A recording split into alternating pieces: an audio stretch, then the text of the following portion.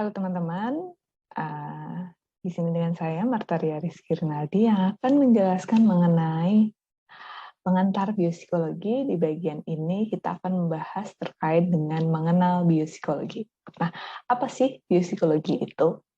Nah, sebelumnya teman-teman, kita tahu ya di dalam membahas perilaku, gitu kan, kita memiliki beragam perspektif gitu ya di psikologi ini. Nah, yang pertama ada psikodinamika yang terkait dengan masa lalu, kemudian id, ego, super ego, seperti itu, kemudian behavioral terkait dengan conditioning, stimulus and response, humanistik terkait dengan kebutuhan-kebutuhan dari Maslow, semacam itu, dan kognitif terkait bagaimana cara berpikir seseorang akan mempengaruhi perilakunya. Dan kalau sosiokultural tentu saja teman-teman sudah tahu ya bagaimana pengaruh budaya dan lingkungan sosial itu mempengaruhi perilaku. Dan terakhir di sini adalah terkait dengan kondisi biologis yang juga ternyata mempengaruhi perilaku nih, gitu. Nah, dalam memahami perilaku secara komprehensif itu dibutuhkan 3 level of analysis, gitu ya. Jadi analisis 3 level ini mencakup keterkaitan gitu antara biologis, psikologis, dan lingkungan. Tuh. Jadi 3 hal ini sebenarnya tidak terpisahkan. Nah, oleh karena itu kita membutuhkan pemahaman mengenai sisi biologis dari perilaku, yang mana ini akan mencakup peran genetika, sistem syaraf, dan hormon. Nah, maka dari itulah kita perlu untuk belajar biopsikologi nih, teman-teman. Lalu sebenarnya apa biopsikologi itu? Gitu kan? Nah, biopsikologi ini akan mempelajari dasar-dasar biologis dari perilaku, gitu.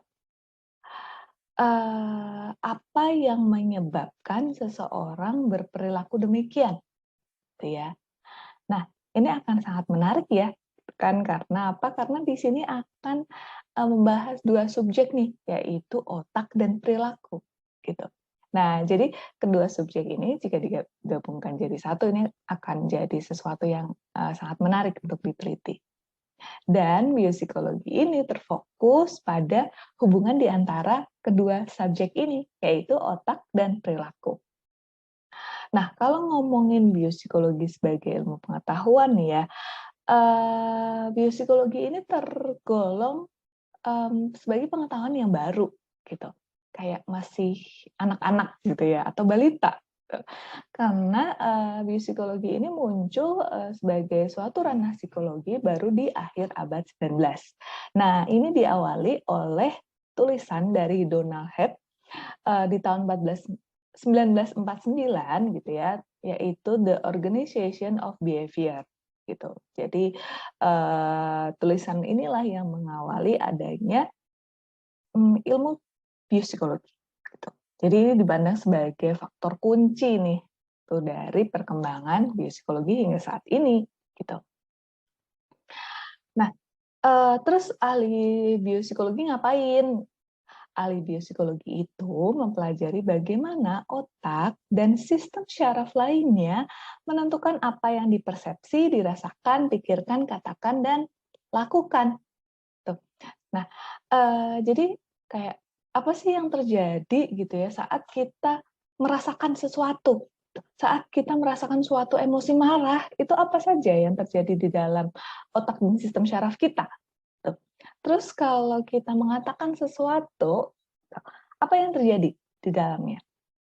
Nah, itulah yang akan kita pelajari gitu ya. Ini teman-teman di sini akan berperan sebagai ahli biopsikologi ya, semoga ya dengan mempelajari ini ya. Nah, jadi kemudian karena keterkaitan ini tadi gitu ya, kita jadi memiliki tantangan yang berat loh. Sebenarnya gimana? Karena apa? Karena otak kita ini yang kita miliki ini ya, yang kemarin sudah sempat kita bahas gitu. Punya nggak sih kapasitas untuk mempelajari dirinya gitu? Apakah otak kita akan mampu mempelajari otak? Karena apa? Karena otak begitu kompleksnya. Nah, selanjutnya di sini, biopsikologi itu dicirikan dengan pendekatan yang eklektik. Eklektik itu apa sih? Semacam kombinasi gitu ya, campuran gitu. Nggak berdiri sendiri suatu ilmunya itu, gitu. Nah, jadi seorang ahli biopsikologi ini menggunakan kombinasi eklektik ya antara teori dan riset dari berbagai bidang. Nah, ini kombinasi ya, campuran gitu. Dari apa aja? Dari psikologi, biologi, fisiologi, farmakologi, dan anatomi. Nah, ini untuk menggambarkan, memahami, dan memprediksi perilaku dengan lebih baik. Nah, kita akan sambung di video selanjutnya terkait dengan biopsikologi sebagai cabang dari neuroscience. Terima kasih. Sampai jumpa di video selanjutnya ya.